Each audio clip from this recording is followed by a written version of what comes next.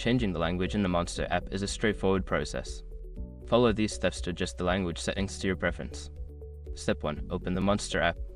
Launch the Monster app on your device. Ensure you are logged into your account to access all settings. Step 2. Access settings. Locate the settings icon, usually represented by gear or 3 horizontal lines. Tap on it to open the settings menu. Step 3. Find the language options. Scroll through the settings menu until you find the language options.